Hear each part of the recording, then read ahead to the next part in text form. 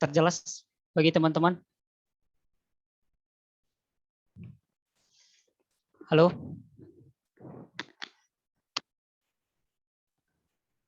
Oke, terima kasih Kak Ajeng.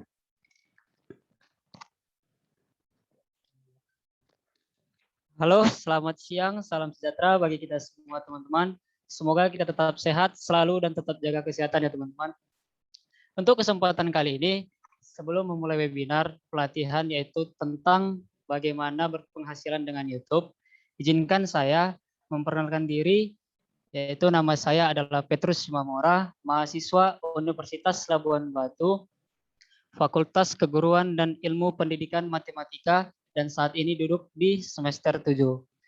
Nah, selanjutnya buat peserta webinar pada hari ini, perlu kita ketahui, berpenghasilan dengan YouTube itu adalah termasuk suatu peluang usaha, karena siapa sangka kita hanya mengupload video yang bermanfaat bagi semua orang. Nah, jadi teman-teman, di balik itu semua, kita bisa meraih hasilnya. Jadi, untuk bagaimana kita mengetahui langkah-langkah seorang YouTuber pemula itu bisa berhasil, itu akan disampaikan oleh pemateri kita pada hari ini. Dan juga kepada teman-teman yang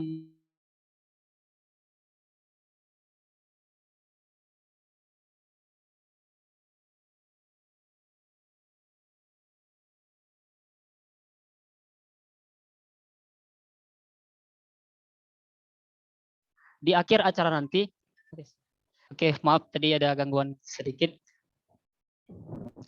Lanjut, bagi teman-teman yang hadir pada hari ini, untuk nanti penyampaian pemateri kami telah selesai, kami akan mengadakan door prize bagi 3 anggota webinar yang akan menyampaikan pertanyaan dan akan mendapatkan puluhan ribu pulsa.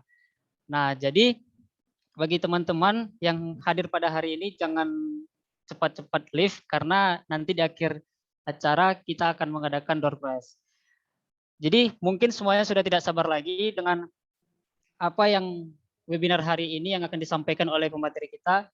Di sini kita juga sudah bersama Kak Harimansyah YT yang sebagai pemateri kita pada hari ini telah memiliki subscriber 6.800, dan Kak Harimansyah ini dia baru terjun ke dalam dunia YouTube itu baru selama 1 tahun, tetapi sudah memiliki penghasilan teman-teman. Luar biasa kan? Jadi bagi teman-teman yang ingin tahu resep atau langkah-langkahnya sebagai pemula YouTuber, mari kita dengarkan penyampaian dari Kak Harimansyah. Kepada Kak Harimansyah, saya persilahkan agar menyampaikan materi pada webinar hari ini. Saya ucapkan terima kasih. Selamat siang. Oke, baik. Terima kasih sebelumnya kepada moderator ya. Pertama saya ini sampaikan dulu ya kepada teman-teman untuk bolehlah ini apa namanya open mic ya teman-teman, dan open ini videonya biar lebih kelihatan ini. Soalnya ini untuk tugas juga ya kan.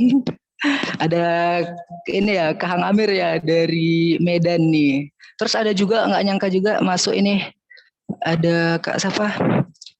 Kak Lia, terus Kak Ajeng. Kak Ajeng ini dari Universitas Negeri Malang ya Kak Ajeng.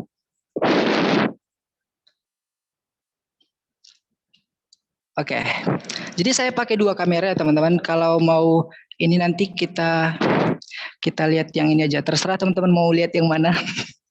Oke, kita mulai ya. Assalamualaikum warahmatullahi wabarakatuh.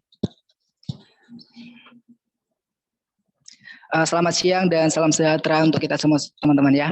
Jadi di kesempatan kali ini saya dan teman-teman saya ini mengadakan webinar kecil-kecilan, begitulah istilahnya ya. Jadi ini tujuannya untuk memenuhi tugas ya teman-teman, salah satu mata kuliah di program pertukaran mahasiswa angkatan 1 tahun 2021.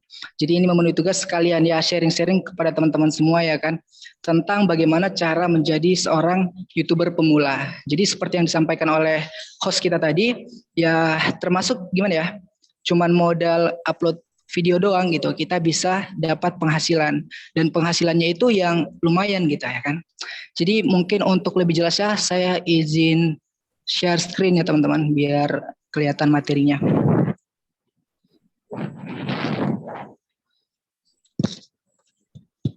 Ini yang share teman saya, teman-teman.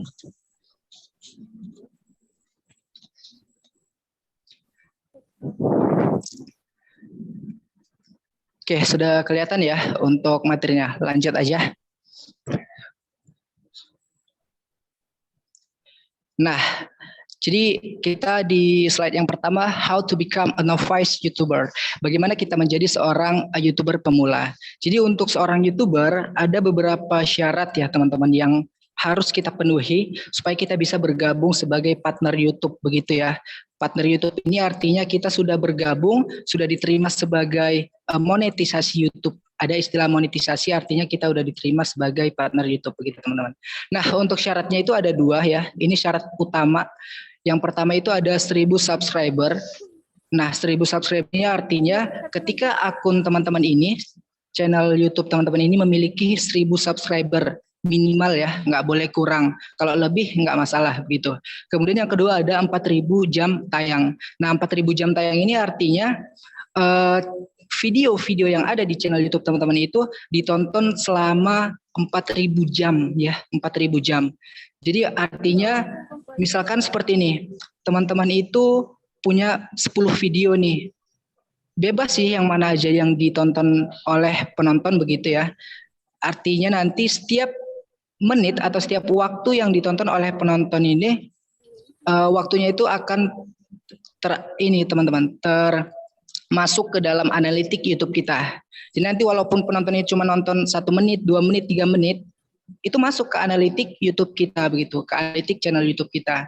Tapi katanya sih ya, itu kalau di bawah 30 detik, misalkan ada orang yang nonton video kita di bawah 30 detik, itu nggak termasuk gitu, nggak kehitung ke analitiknya gitu. Tapi kalau udah di atas 30 detik, mau 1 menit, 2 menit, 3 menit, 10 menit, itu masuk ke analitik kita. Nah, itu kan kalau cuma 1 orang yang nonton, kan gitu. Kalau misalkan ada 10 orang, ada 100 orang, atau bahkan ribuan, jutaan orang, udah berapa menit kan gitu ya. Jadi kalau 4.000 jam tayang ini kalau kita menitkan sekitar 240.000 menit ya ditonton. Jadi harus ada 2 syarat ini teman-teman. 1.000 subscriber dan 4.000 jam tayang. Nanti kalau kita punya akun, kita lihat di monetize YouTube, itu bisa kita cek ya berapa udah subscriber kita, berapa jam tayang kita begitu teman-teman. Jadi yang 2 ini kalau udah terpenuhi silahkan didaftarkan begitu. Oke, kita lanjut.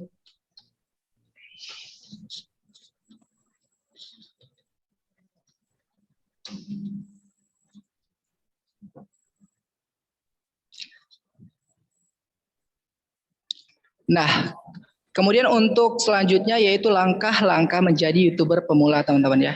Jadi yang pertama ini yang saya buat ini pertama menentukan tipe konten. Jadi untuk langkah awalnya ya, kita harus tentuin dulu nih konten apa yang mau kita buat gitu ya. Jadi memang di YouTube saat ini banyak sekali ya bervariasi jenis-jenis konten yang ada. Banyak sekali udah luas banget lah gitu kan. Jadi yang bisa sebagai misalkan kalau teman-teman mau saran gitu kan, biasa itu kalau mau jadi YouTuber pemula itu buat aja kontennya misalkan sesuai dengan hobi teman-teman ya. Misalkan teman-teman hobi memancing, buat aja kontennya memancing gitu. Atau teman-teman hobi memasak misalkan gitu ya, buat aja. Itu untuk hobi ya. Kemudian ada juga skill. Nah, kalau teman-teman punya skill di suatu bidang tertentu, itu pasti membantu banget kalau kita mau menentukan tipe konten ini. Misalkan kalian punya skill bermain gitar, misalkan kan, atau skill yang lain sebagainya itu, kalian buat video dan kalian upload, itu bisa menjadi salah satu konten yang menarik untuk ditonton. Kemudian yang paling banyak itu memang, kalau teman-teman mau peluang yang lebih besar itu, buatlah konten itu yang dibutuhkan oleh penonton saat ini misalkan. Artinya videonya ini yang lagi viral begitu, yang sedang dicari misalkan. Misalkan ada sebuah kejadian ya atau peristiwa yang viral begitu ya. Jadi kan orang otomatis mencari misalkan di YouTube kan gitu ya. Misalkan Squid Game misalkan kayak gitu ya. Jadi ada orang nih yang upload video tentang Squid Game, kemudian dia edit gitu kan sedemikian rupa, terus dia upload, pasti nanti yang nonton banyak karena kan Squid Game misalkan itu lagi begitu ya. Mungkin itu untuk menentukan tipe konten. Silakan lanjut.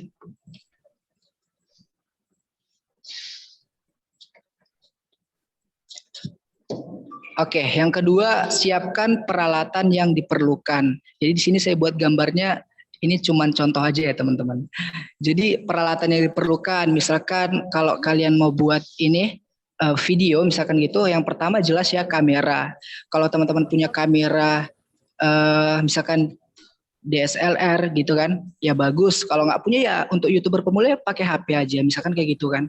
Nah, atau misalkan teman-teman butuh tripod nih, ini wajib banget sih untuk YouTuber pemula. Banyak tuh tripod yang murah begitu kan, yang di bawah harga 100.000 begitu. Atau clip on dan lain sebagainya, itu peralatan yang diperlukan untuk membuat video. Supaya gimana ya, menunjang kualitas video kita yang lebih baik begitu. Oke, kita lanjut.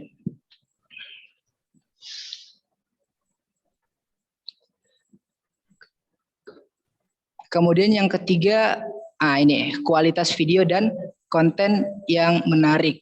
Ini juga perlu ya teman-teman. Jadi memang untuk meningkatkan kualitas video kita banyak hal ya. Misalkan mulai dari segi mengedit video ya kan, editor video itu penting juga. Jadi kualitas video kita itu usahakan semenarik mungkin begitu, supaya penonton itu gak bosan menonton video kita.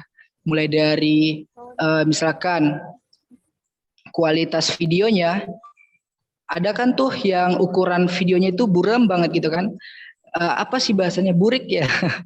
Videonya itu burik gitu, jadi kan orang kurang tertarik untuk menontonnya lebih lama. Oke lah dia klik ya kan, dia klik videonya terus dia tonton beberapa detik begitu, dia ganti lagi, karena itu mengurangi minat penonton untuk menonton durasi yang lebih lama gitu teman-teman.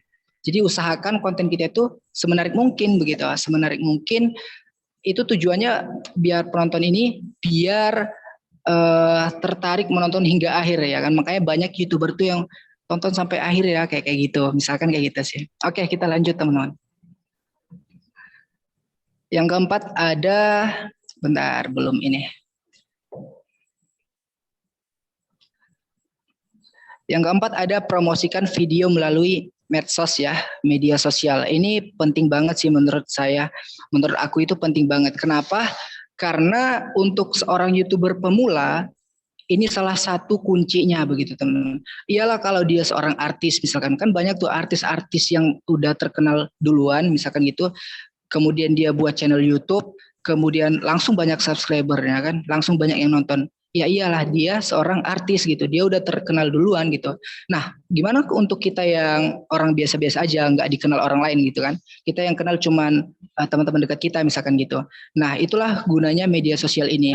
Kalau misalkan, kalau saya dulu nih ya, di awal-awal itu semua media sosial saya itu saya gunain nih buat promosi, misalkan dari Facebook. Itu saya share itu ke grup-grup di Facebook itu. Misalkan konten saya itu kemarin misalkan tentang wisata alam misalkan gitu ya, itu saya share ke grup-grup di daerah saya di kabupaten mau di Sumatera Utara ini kan banyak tuh grup-grup di Facebook. Kemudian kalau di WA gitu, di WhatsApp, itu udah pastilah ya, saya share ke teman-teman, saya share ke grup-grup begitu. Misalkan dari Instagram, ya banyak lah, mungkin teman-teman punya banyak sosial media gitu ya, jadi gunain aja media sosial teman-teman itu untuk mempromosikan video teman-teman gitu. Oke, kita lanjut.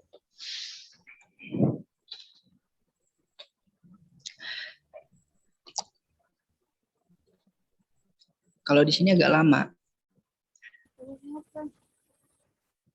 Benar ya. Oke, yang kelima, perkuat dengan upaya SEO ya teman-teman. Jadi ada istilah SEO, Search Engine Optimization, atau mengoptimalkan mesin pencarian. Jadi artinya gini teman-teman, misalkan kita mencari sesuatu di YouTube nih, kita cari di mesin pencarian, kita misalkan cara memasak martabak misalkan gitu kan. Jadi kan otomatis banyak tuh yang muncul ya kan. Yang paling atas itu teman-teman, itu pasti dia yang lebih mengoptimalkan SEO ini tadi, mengoptimalkan mesin pencariannya gitu. Jadi dia SEO ini banyak ya, mulai dari judulnya nih, mulai dari judul video. Misalkan tadi kontennya tentang memasak martabak, jadi judulnya sesuai dengan isi videonya begitu. Cara memasak martabaknya, mulai dari judul ya, kemudian thumbnail teman-teman. Ada namanya thumbnail. Thumbnail ini tampilan video sebelum kita tonton. Kan biasa tuh ya, ada tampilan video, fotonya. tampilannya sebelum kita tonton. Kadang bahkan thumbnail ini nggak sesuai ya sama isi videonya gitu ya. Biar lebih menarik aja, biar menarik perhatian penonton, biar dikliknya gitu ya. Atau ada istilah clickbait gitu ya, supaya orang lebih mengklik duluan ininya, thumbnail dia gitu. Nah, mulai dari tadi judul, kemudian thumbnail, kemudian deskripsi juga mempengaruhi teman-teman ya. Kan ada tuh kolom deskripsi setiap kita nonton YouTube. Nah, di situ bisa kita isi keterangannya. Nah, deskripsi ini tujuannya untuk memperjelas isi dari video kita itu, teman-teman. Tapi memperjelas nggak usah kita jelaskan semuanya ya, nggak usah kita jelaskan dari awal video sampai akhir video. Usahakan inti-intinya aja gitu. Itu biar meningkatkan SEO-nya tadi. Nah, kemudian ada juga ini ya, tag-nya teman-teman. Tapi tag di sini bukan tanda pagar ya, tapi tag di sini tuh kata kunci teman-teman. Nah, kata kuncinya itu misalkan cara memasak martabak itu ada kolom kata kunci. Nanti kalau teman-teman mau lebih tahu lebih lanjut bisa cari tahu lagi, atau insya Allah ke depan kita buat seperti ini lagi ya, webinar seperti ini kalau teman-teman mau sih. Nah, ada itu tagnya ya, kolom untuk mengisi kata kuncinya. Nah, di situ bisa teman-teman masukin misalkan cara masak martabak, cara memasak martabak yang enak, martabak yang paling enak, misalkan kayak gitu. Nah, ketika orang mengetik di mesin pencarian YouTube itu misalkan cara memasak martabak yang enak. Nah, kebetulan itu kita buat tadi di tag kita, di kata kunci kita begitu. Nah, otomatis video kita yang paling atas. Nah, kalau video kita yang paling atas muncul, biasanya penonton itu akan mengklik yang paling atas. Pernah saya baca itu ada riset gitu ya, yang menunjukkan bahwasanya penonton YouTube di Indonesia itu udah pasti yang paling atas tuh diklik. Males gitu kan scroll ke bawah gitu. Jadi kalau udah video kita yang paling atas ya mudah-mudahan lah banyak yang nonton gitu kan. Oke, untuk upaya SEO mungkin itu teman-teman. Jadi bisa kita optimalkan mesin pencariannya. Oke, kita lanjut.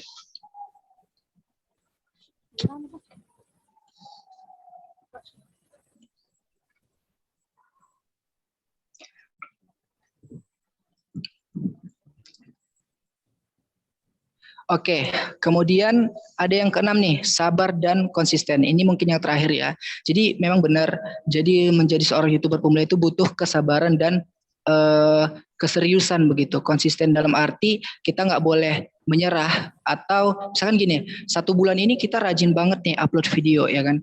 1 bulan ini full, setiap hari kita upload video. Jadi 1 bulan 30 video gitu. Tapi bulan depan kita mulai males gitu kan. Jadi 1 bulan cuma 1 video. Bulan depannya rajin lagi. Kalau bisa nggak seperti itu teman-teman. Kalau bisa kita itu konsisten. Misalkan kita tetapkan nih dalam 1 minggu, setiap minggu itu kita upload 2 atau 3 video. Usahakan konsisten seperti itu gitu ya. Supaya apa? Supaya pihak YouTube itu bisa melihat ya. Mereka itu bisa ngedeteksi akun kita begitu ya. Mereka melihat oh akun ini udah ini ya, udah layak direkomendasikan gitu. Itu terbukti misalkan kalau teman-teman pernah lihat di YouTube ada tuh misalkan menu untuk menilai video orang, apakah video ini layak untuk Anda gitu, ada emot ya, emoticon ya, kayak gitu. Misalkan layak atau enggak, merasa senang atau enggak gitu ya. Jadi kalau udah seperti itu biasanya itu tandanya channel YouTube teman-teman itu udah direkomendasiin oleh YouTube. Jadi kalau semakin banyak nih teman-teman lain yang buat ini, yang buat milih bahwasanya channel kalian itu menarik gitu, mudah-mudahan video teman-teman itu akan direkomendasikan gitu. Artinya direkomendasikan ini tanpa orang cari gitu ya, tanpa orang cari video Anda, video teman-teman. Ini video udah muncul sendiri di beranda YouTube. Misalkan gini, kita buka YouTube nih, kita buka YouTube kan. Kita belum nyari apa-apa di YouTube, kita cuma scroll aja. Tiba-tiba ada muncul video ini misalkan. Itu artinya video dia yang direkomendasikan YouTube gitu, tanpa kita cari dulu misalkan gitu teman-teman. Jadi butuh kesabaran dan konsisten. Jadi harus sabar sih. Kalau saya kemarin itu sekitar 6 bulan lah teman-teman. Saya buat video tuh kan konsisten selama 6 bulan. Alhamdulillah selama 6 bulan itu sudah memenuhi syarat begitu ya. 2 syarat yang utama tadi itu udah terpenuhi gitu. Jadi bisa kita ajukan, daftarkan monetisasi begitu teman. Oke, kita lanjut.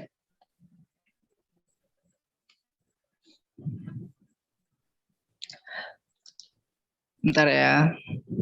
Di sini agak susah soalnya.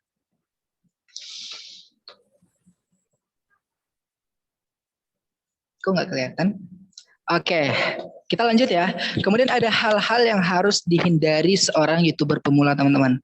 Jadi selain langkah-langkahnya tadi, saya juga buatin hal-hal yang nggak boleh kita lakuin kalau kita mau jadi YouTuber begitu. Nah, yang pertama ada re-uploader. Re-uploader ini artinya kita mengupload begitu ya. Kita mengupload ulang video orang lain. Misalkan nih, kita download video orang nih ya kan. Kita download dari YouTube pula tuh ya kan.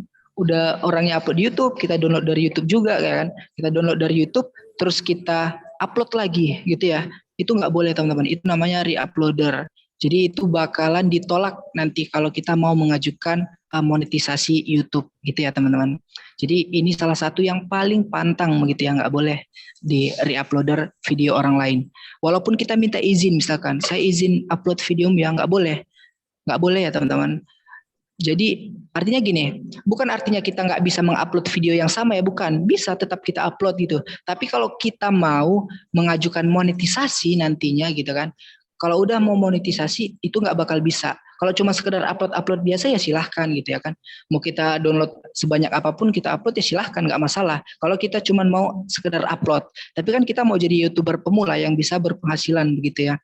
Jadi kita harus menghindari re-uploader ini teman-teman. Oke, kita lanjut.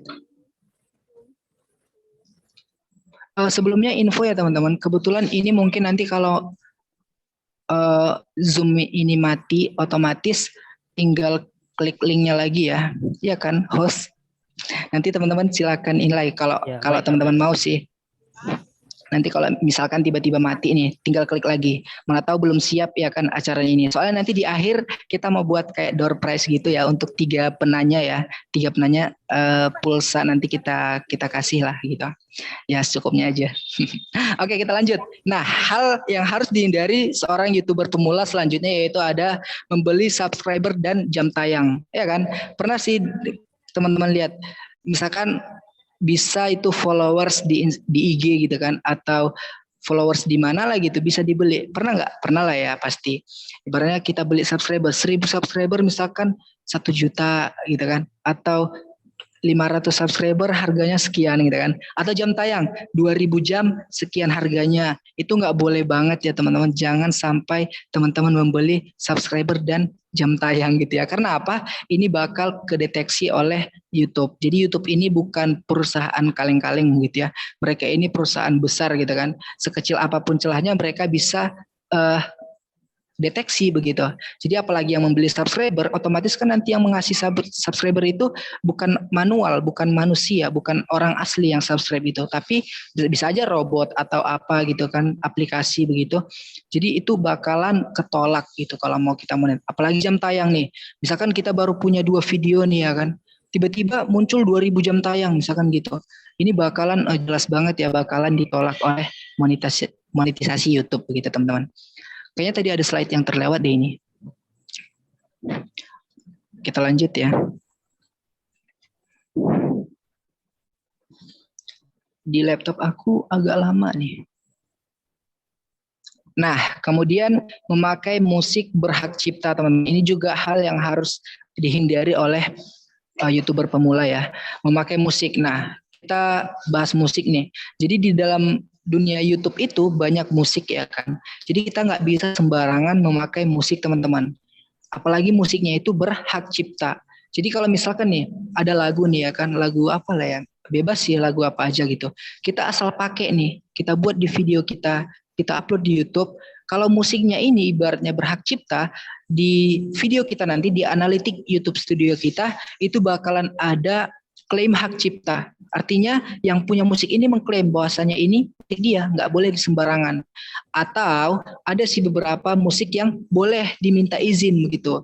Jadi kita minta izin dulu ke yang punya gitu, ke yang punya musik gitu kan. Atau ada juga nih banyak musik yang nggak berhak cipta, banyak sih sebenarnya musik yang tidak berhak cipta ya, atau ibaratnya dibebasin hak ciptanya. Ini biasanya pihak YouTube sendiri ada nyediain musik ini teman-teman. Kalau kalian mau memakainya gitu, tinggal buka YouTube Studio, kemudian ada itu bagian musiknya, YouTube musiknya, itu tinggal download instrumen-instrumen yang mau kita pakai gitu. Dengerin terus kalau kira-kira cocok download aja gitu.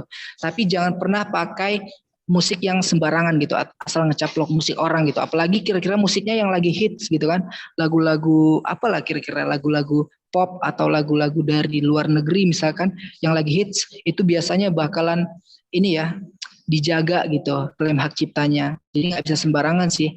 Kalau mau monetisasi YouTube itu lagi intinya. Kalau nggak mau monetisasi YouTube ya silahkan aja. Mau gimana pun musiknya ya silahkan aja dipakai gitu kan. Kalau cuma sekedar upload-upload doang. Tapi kalau untuk kita mau menjadi YouTuber pemula yang bisa memonetisasi video kita itu, channel YouTube kita itu, kita harus menghindari memakai musik berhak cipta, teman-teman. Oke, kita lanjut.